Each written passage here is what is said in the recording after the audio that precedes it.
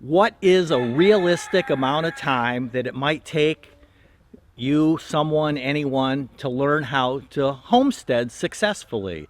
How to be more self-sufficient, live on your own, live out in the country, raise some chickens, have a garden. How long do you think that it might take a person to learn how to do that? You experienced homesteaders. How long did it take you? Let us all know. Welcome to Goose Pond Hideout with Rob. So I want to chit-chat today with you about how long it might take you to learn how to homestead. And everybody's journey is going to be different, of course. You know, my journey, your journey, the next person's journey. We're all going to be unique, but realistically, how long might it take for someone to learn how to homestead? And again, the unique journey thing is if you've grown up in, lived your whole life in New York City, it's probably going to take you a bit more time. If you've lived in the suburbs, if, maybe as a child you spent time camping or whatever, you're in the Boy Scouts or the Girl Scouts. It's RV living. We lived on a sailboat for 9 years. It's all going to depend upon if you're the city mouse or the country mouse to how long it might take. But, again, realistically, what are we talking about? And it's just, life is just what it is. It's a journey. And one of my favorite quotes is, experience is a hard teacher because she gives the exam first and then gives the lesson after. So sometimes you learn things the hard way. And I'm standing in front of one of my chicken coops here, one of our coops that I built myself 100% from scratch. Put the cinder blocks down on the ground and built the subfloor frame and up the walls and shingled the roof and everything, completely 100% all by myself. And this is like the fourth coop that I built. And when I built the first coop out, and it was right in our front yard because the house had a dog run and we had so many wild critters, I wanted them to be safe. So I built the first coop right out in the front yard. And my thought pattern was, what do the chickens need? So I built a coop from scratch, and it was really designed with chicken needs in place. And the mistakes that I made is I didn't think about me. So getting up into the coop to clean it out, crawling up in, and the ceiling was only like 4 feet. Because, chickens don't need a tall coop in that. You have the floor, and then you have a couple roosts for them to sit on. And we started off, we were going to have 8 chickens. Well, that, of course, is a mistake. So I learned fast that, you got to build things bigger than you think that you need. And, that's just the way life's lessons are. And then, thankfully, we haven't had, knock on wood, any predator issues in our coops. We have, coyotes and raccoons and hawks and things, and they occasionally pick off a chicken that's wandering around in the woods. But when I put the chickens up at night and they're all snug and safe in their coop, we've never ever had a problem that way. I got hardware cloth on the windows, and we close everything up tight. But that's the kind of thing that you're going to deal with. Gardening. You may start a garden, and our garden's right over there, and maybe the first year or two, your cucumbers and your peppers and your tomatoes and your green beans and whatever you're growing, things might do really well, and you're like, whoa, boy, I got this down pat here. This is going great. Then all of a sudden you have some sort of bug infestation, or, this year we've had a really bad drought, and, things have dried up. And so, you've got to think about those kinds of things. We've got peach trees and apple trees and pear trees, and we've got 2 peach trees right in our front yard. and this was maybe 3 years ago now, but the peaches, they were loaded with peaches. I mean, absolutely, the 2 peach trees were just loaded. And I'd actually gone out and picked some of them off because I knew that when the peaches as they got ripened up, the branches would break because they were just so loaded with peaches. And they were about almond sized, give or take, a little bit smaller than almonds maybe. And we had a late season, really hard frost. It was very late, and we lost all the peaches. So that year we got literally not one single peach. The trees were bare. So those are the kinds of lessons that you gotta learn. So, and some of it just comes with experience. You've got to start doing it.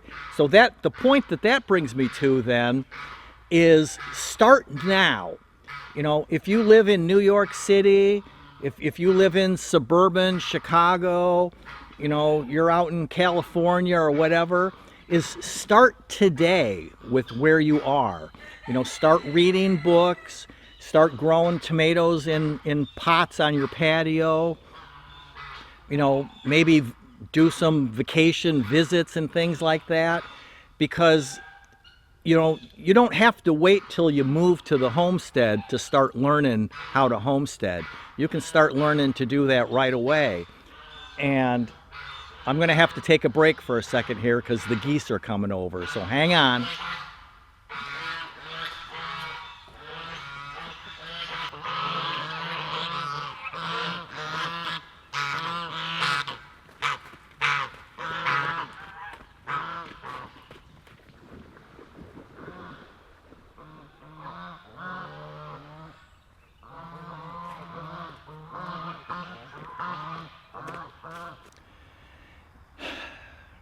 Sorry about that.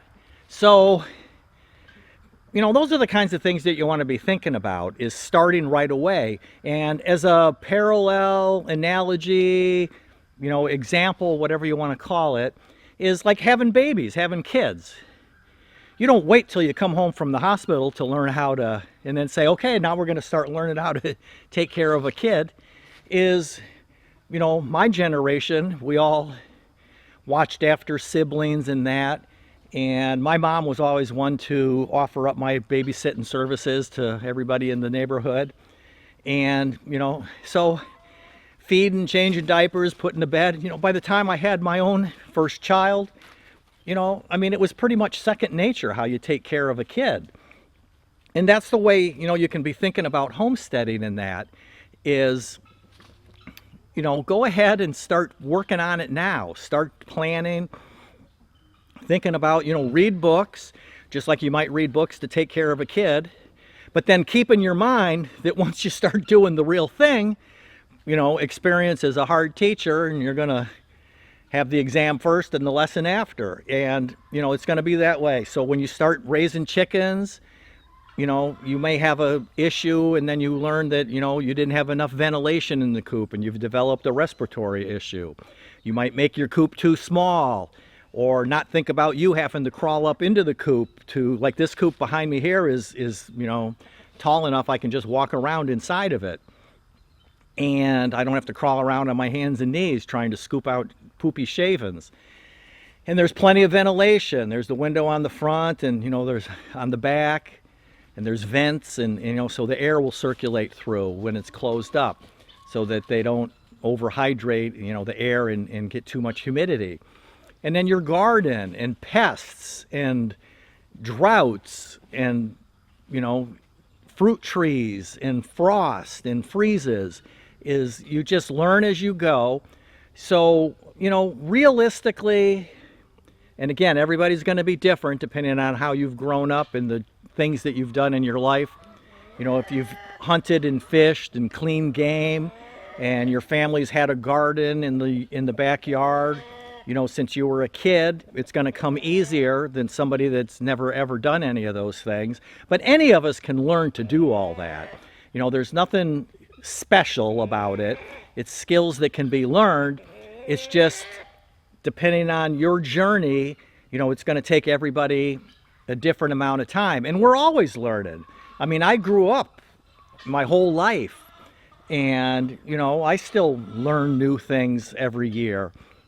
So it's always going to be a constant journey, but you can probably learn the basics, you know, most people in 1 to 2 years, because you're going to have to go through the seasons. You're going to have to go through a spring, through a summer, through a fall, through a winter, and then probably do it a second time, because they're going to be different. And again, one year you may have too much rain and everything's flooded, and the next year you have a drought.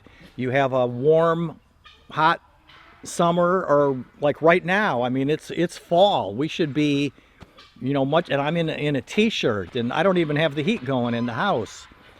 You know, we've got the windows and the doors open. My wife's asking me to put the air conditioner back in the window in the bedroom.